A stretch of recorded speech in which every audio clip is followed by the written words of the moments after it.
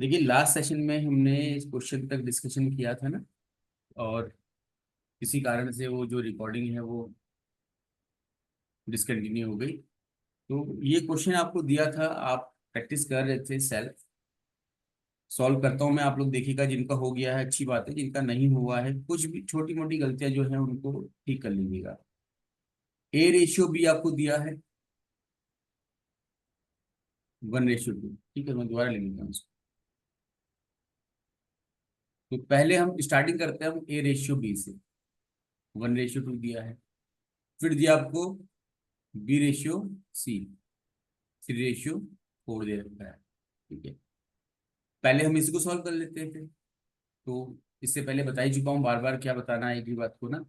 B common है हमारे पास, तो बी की वैल्यूज भी कॉमन होनी चाहिए। जैसे यहाँ पर 2 है, यहाँ पर 3 है। तो इनका एलसीएम निकालेंगे, एलसीएम आ जाएगा 6। 2 और 3 का एलसीएम 6 होता है। आप सभी को निकालना आता है, जिसको नहीं आता है वो हमारी सेकंड जो क्लास है उसको देख लीजिएगा। ठीक है ना, आप लोगों के लिए लेक्चर अवेलेबल है। तो एलसीएम नाम से ही वो लेक्चर दिख जाएगा आपको, एलसीएम ऐसे करके, तो उसको देख लीजिएगा। तो एलसीएम हमारे पास क्या आ गया, 6 आ गया।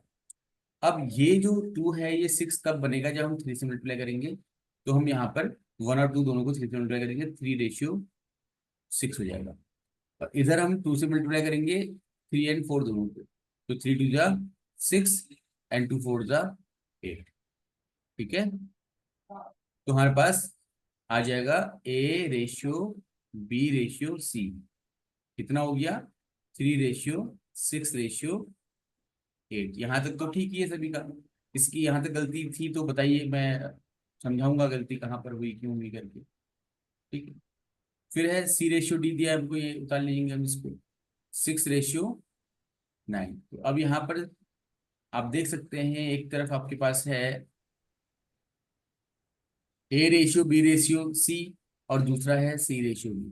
तो कॉमन क्या है, सी कॉमन है हमारे पास, लेकिन उनकी वैल्यूज तो कॉमन नहीं है ना। एलसीएम निकालेंगे हम, 8 और 6 का एलसीएम निकालेंगे तो क्या आएगा बताइए, बोलिए। 24 आएगा एलसीएम। ठीक है, तो 8 3 जा 24, तो 8 के सारे साथियों को हम 3 से मल्टीप्लाई कर देंगे। और 4 6 जा 24, तो 6 के साथियों को हम 4 से मल्टीप्लाई कर देंगे। तो हमारे पास आ जाएगा क्या, 3 3 जा 9, रेशियो 6 3 जा 18, रेशियो 8 3 जा 23।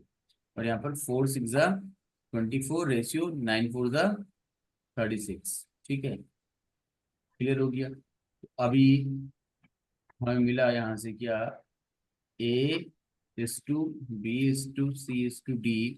इसकी वैल्यू मिल गई 9:18:24:36। ये कैंसिल आउट हो जाएगा अभी। ठीक है, अब चाहे तो हम यहाँ कैंसिल आउट कर सकते हैं इसको डायरेक्ट। ठीक है, किससे करेंगे बताइए, 3 से आपका ये कैंसिल आउट हो जाएगा। तो कर कितने थोड़ा सॉल्व कर, जहां पर सॉल्व हो सके वहां कर देना चाहिए तुरंत। 3 3 जा 9, 3 6 जा 18, 3 8 जा 24, एंड 3 9 जा 36। तो हमारे पास आ जाएगा A ratio B ratio C ratio D is equal to कितना, 3:6:8:9। और हमें इसको असेंबल करना है किसके साथ, लास्ट नंबर के साथ, D:E के साथ। ये अब आपको अच्छे से आ गया होगा। 12:16 हमको ये दिया होगा। ठीक है, कॉमन वैल्यू डी की यहाँ पर 9 है, और इधर आपका 12 है। एलसीएम निकालेंगे तो 9 और 12 का एलसीएम क्या होता है, 9 और 12 एलसीएम हो जाएगा आपके पास कितना, 36। 36, तो 9 को 36 बनाने के लिए 4 से मल्टीप्लाई करेंगे, है ना। और 12 को 36 बनाने के लिए आपका 3 से मल्टीप्लाई करेंगे, आपका हो जाएगा 4 3 जा, एक मिनट इसको इरेज कर देंगे।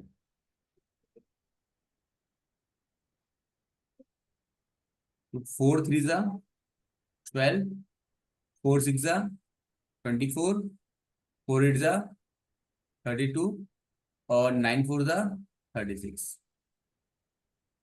यहाँ पर आएगा आपका 12 3 जा 36, एंड 16 3 जा 48। तो ये कॉमन हो गया। हम लिख सकते हैं A ratio B ratio C ratio D ratio E is equal to 12 ratio 24 ratio 32 ratio 36 ratio 40। अब इसको आप और सॉल्व कर सकते हैं, तो और सॉल्व करेंगे तो हमें क्या मिलेगा देख लेते हैं। कॉमन वैल्यू क्या है इसमें, 4 लग रही है मेरे को तो, है ना। 4 3 जा 12, 4 6 जा 24, है ना। 4 8 जा 32, फोर नहीं, ये कुछ मिस्टेक है क्या? ठीक है। सर सर ये 36 है यहाँ पे 12 या आना चाहिए। 9 सर ये हाँ यार 12 आना चाहिए। एक मिनट एक मिनट एक मिनट एक मिनट एक मिनट, यहाँ पर मिस्टेक हो गई कह रहे हो ना आप। हाँ, ये 12 होना था यहाँ पर।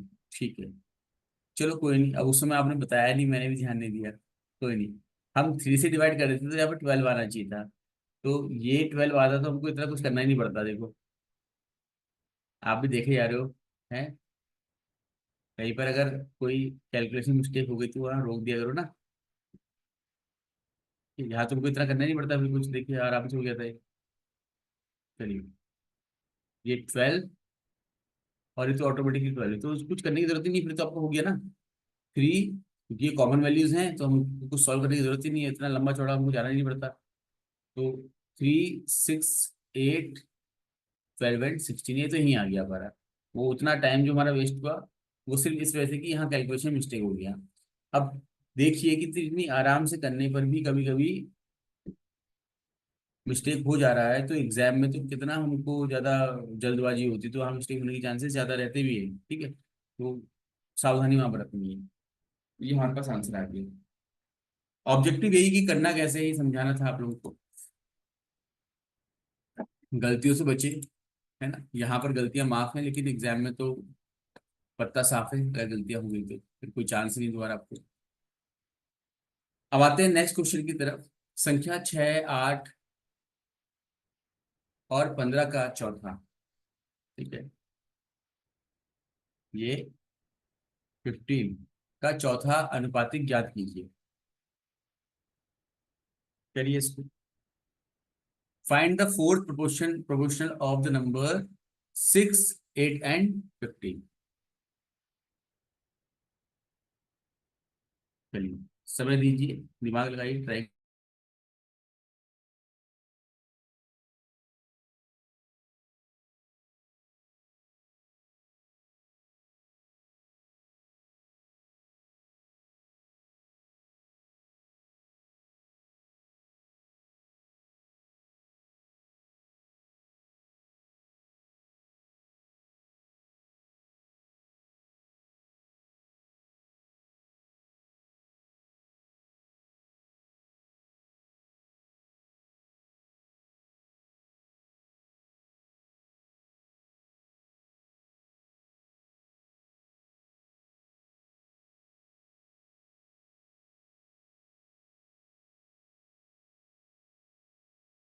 सोचिए, दिमाग पे जोर डालिए और सॉल्व करिए इसको। ठीक है,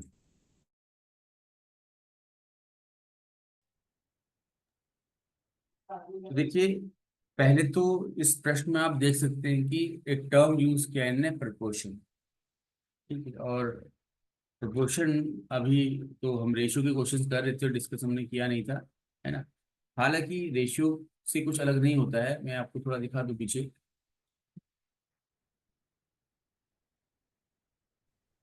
तो पहले से प्रपोर्शन समझ लेते हैं। ठीक है? अगर दो रेशियो आपस में क्या है, इक्वल है, तो उनको हम प्रपोर्शन करेंगे। जैसे मैं एग्जांपल से बताता हूँ आपको, अभी भी आपने क्वेश्चन भी किया, वहां भी समझाया आज। 1:2 है, तो क्या ये 2:4 के इक्वल है या नहीं? बताइए। समान अनुपात, समान अनुपात मतलब कि ये एक संख्या है, इसका अनुपात भी उतना ही है जितना दूसरी का है। कैसे? इसको हम सॉल्व करेंगे तो 1/2 ही आएगा। ठीक है, इसी प्रकार से 2/4, 3/6 ये क्या है, समान अनुपातिक संख्याएं हैं। ठीक है, तो ऐसी संख्याएं, ऐसे नंबर जिनका अनुपात सदैव एक समान रहता है उनको हम समान अनुपातिक संख्याएं कहते हैं। इसीलिए ये जो साइन आपको दिख रहा है ना डबल कोलन का, इसको हम लिखते हैं A/B = C/D, या कहें A/B = C/D। Please mic off रखिएगा अपना, अगर कुछ पूछना है तो ठीक है, अदरवाइज म्यूट रखिएगा।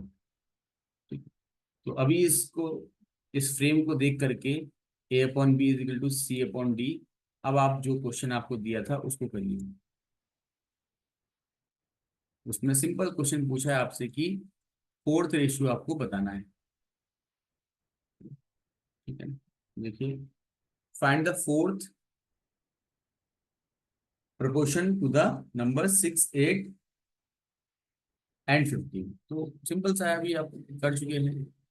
तो 6/8 proportion 15 रेशियो, हमको जो पता ही नहीं है उसमें क्वेश्चन मार्क लगा दीजिए आप।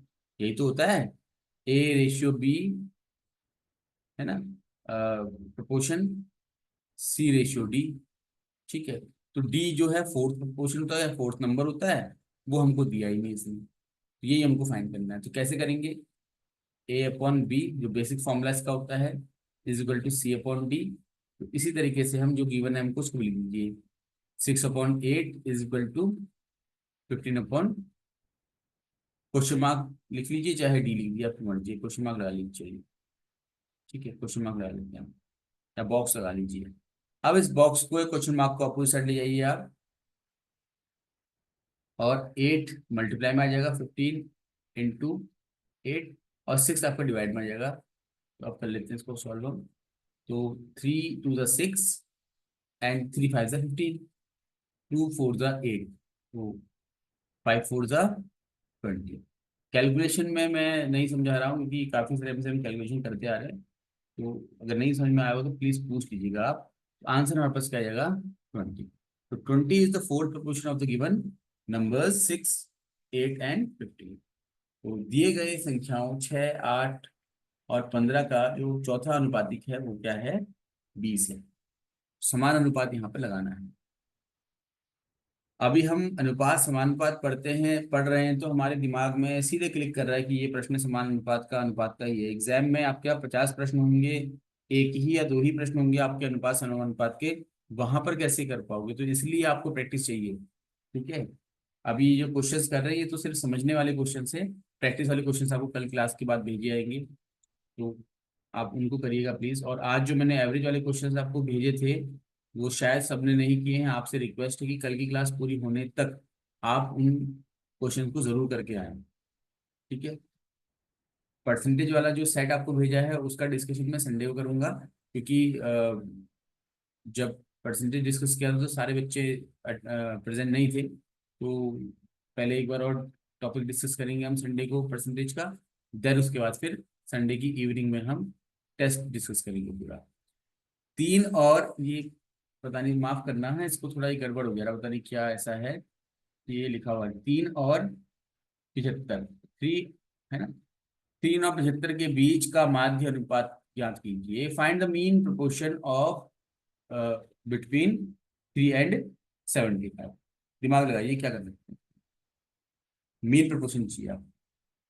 तो मीन प्रोपोर्शन, मीन मतलब होता है एवरेज, एवरेज, है ना, एवरेज को मीन बोल देते हैं। ठीक है, चलो ध्यान दोगे आप, प्रोपोर्शन है तो फिर A/B, है ना, प्रोपोर्शन C/D तो होगा ही होगा। अब यहां पर पहला नंबर क्या आपका 3 है, ठीक है, दूसरा नंबर B है, तीसरा नंबर आपका C है, और चौथा नंबर क्या आपका 75 है। राइट, तो यहाँ तक क्लियर है। Yes sir. हाँ, तो अभी 3 मतलब जो बेसिक फॉर्मूला है उसको यूज करना है, 3/B = C/75। तो इनको मल्टीप्लाई कर लीजिए, 75 वहां ले जाइए आप, तो 3 × 75 is equal to B into C. ठीक है, कितना आ जाएगा बताइए। वैसे तो सॉल्व करने की जरूरत नहीं, 25 कर लेते हैं फिर भी, है ना। 225 225 तो बी इंटू सी की वैल्यू क्या आ गई हमारे पास, 2 इंटू 25 आ गई। तो क्या अभी सॉल्व हो पाएगा आगे, बोलिए सोचिए। क्या इसके आगे हम सॉल्व कर सकते हैं इसको?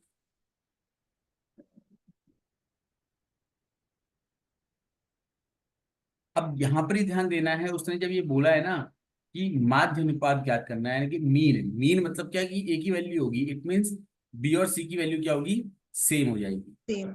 हाँ, तो ये चीज ध्यान में रखनी है। तो बी और सी की वैल्यू सेम हो जाएगी, यानी कुछ ही मान लीजिए आप बी और सी को, ठीक है। चाहे तो आप एक्स मान लीजिए, तो बी की वैल्यू भी एक्स और सी की वैल्यू भी एक्स।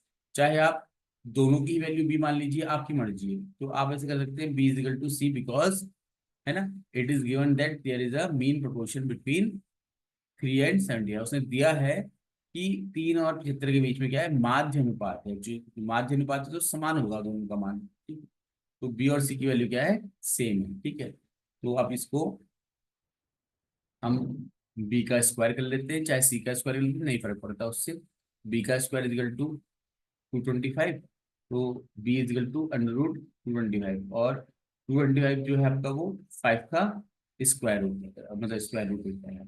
तो एक बात मैंने और कही थी आपसे, फर्स्ट क्लास जब हमारी हुई थी, तो मैंने आपको बोला था कि 20 तक कम से कम टेबल लर्न करें आप, और साथ ही साथ आपका जो ये स्क्वायर्स होते हैं, है ना, जो क्यूब्स होते हैं, उनको भी याद करने की कोशिश करिएगा। ये थोड़ा सा आपको इजी करता है आपकी कैलकुलेशन में। तो ये हमारे पास आंसर आ जाएगा, ठीक है। इस क्वेश्चन में कोई दिक्कत बताइएगा। तो याद रखना है, जब मीन प्रोपोर्शन बोल रहा है, इट मीन्स उसका मतलब ये है कि जो कॉमन वैल्यूज है वो क्या है आपकी, इक्वल होंगी, ठीक। नेक्स्ट क्वेश्चन की तरफ चलते हैं।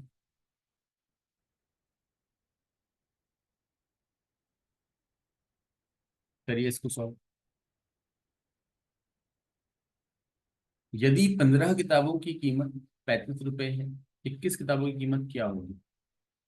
If 15 books cost 35 rupees, what do 21 book cost? इसे नोट कर लीजिए आप सिर्फ। इसके बाद एक और क्वेश्चन, उसको भी नोट कर लीजिए, ये घर से कर लीजिएगा, होमवर्क हो जाएगा आपका ये।